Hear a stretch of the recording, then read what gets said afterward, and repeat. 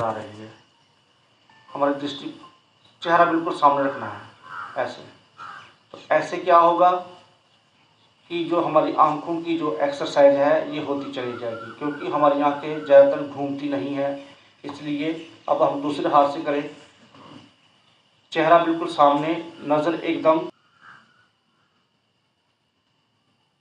इससे हमारी आंखों की एक्सरसाइज होगी। जिन लोगों की थोड़ी ही एज में जो आंखें हैं वो धीरे धीरे धीरे धीरे धीरे धीरे हम अपनी आंखों को घुमाएं। अब हम इस अंगूठे को ऊपर ले जाएं, चेहरा बिल्कुल फिक्स कर देना एक ही जगह।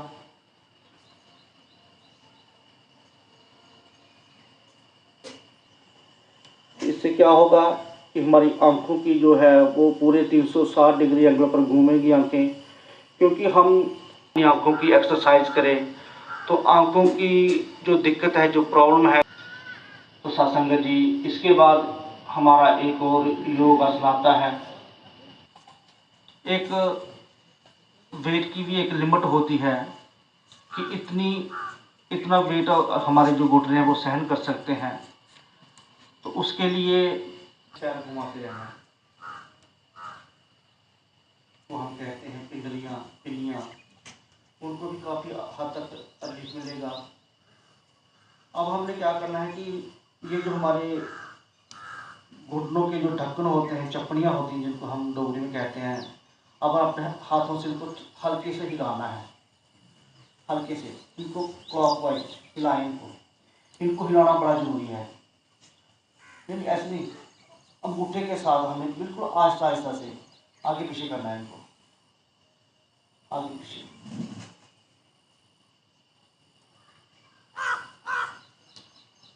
अपने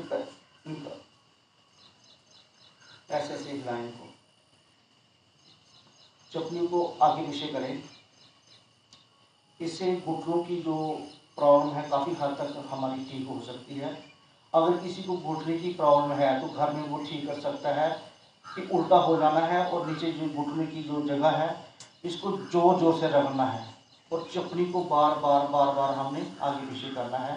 काफ़ी हद तक जो घुटनों की प्रॉब्लम है ये इससे ठीक हो सकती है। घुटनों की प्रॉब्लम उन लोगों को होती है जो खड़े होकर पानी पीते हैं। खड़े होकर कभी भी पानी ना पिया जाए, कोशिश करें कि बैठकर ही पानी पिया जाए। तो इससे जो घुटने की प्रॉब्लम है तो काफ़ी हद तक ठीक हो सकती है। तो सत्संग जी होती है, अगर हमारी दिनचर्या ही ऐसी होती है कि हम खड़े खड़े पानी पी जाते हैं। खड़े होके पानी कभी भी ना पिए। वो हमारा एक आसन होता है, उसको हम बोलते हैं इकड़ू। उसमें पैरों के बल हम उठकर पानी पीते हैं, वो उसी अवस्था में पिए कि पैरों के बल बैठकर हम पानी पिए। इससे क्या होगा कि हमारे जो मुंह में बात जो है वो इससे करे कि हम सुबह उठें, ये एल्कलाइन कहीं से भी नहीं मिलती हमें। इसके लिए सत्संग जी, हम शरीर की बहुत सारी प्रॉब्लम जो है वो ठीक हो जाती है। जो एल्कलाइन मुंह में बन रही है वो पेट में जाएगी। पेट में क्या है? एसिड है। कौन सा एसिड है? जो खाना पचाने का काम कर रहा है। अगर ये एसिड बढ़ जाता है तो इसको हम कहते हैं एसिडिटी होगी, गैस होगी। राम शैम्पू होता है सारा, अगर इतनी सी एल्कलाइन बाहर से खरीदनी हो ना तो 5,000 की आती है। 5,000 की एल्कलाइन, वो किसी दूसरे की। और ये एल्कलाइन किस में काम आती है? ये हमारे शरीर के जो कैंसर है ना, कैंसर, हमने देखा है कि जो गाय होती है या जानवर होते हैं वो अपने बच्चों को चाटते हैं जब उनको लग जाती है। कुत्ता भी जो होता है जब किसी उसको जख्म हो जाता है तो वो अपने जख्म को चाटता है। हाँ, अगर जख्म उसको उसके सिर में हो तो वहाँ जहाँ उसकी जीभ ना पहुँचे वहाँ फिर वो सत्संग जी वो जख्म उसको मार सकता है। कुत्ता मरता ही ऐसा है। जहाँ तक कुत्ते की जीभ जाती है वहाँ तक कुत्ते का जख्म कुछ नहीं बिगाड़ सकता। कई बार हम सुनते थे कि ये दद्री हो गई कि अपनी सुबह की लार लगाओ ठीक हो जाएगी।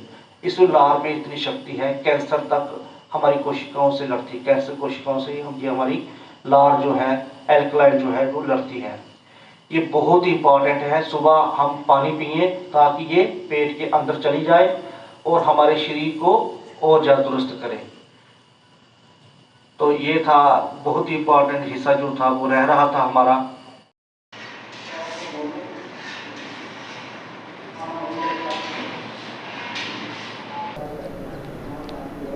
आज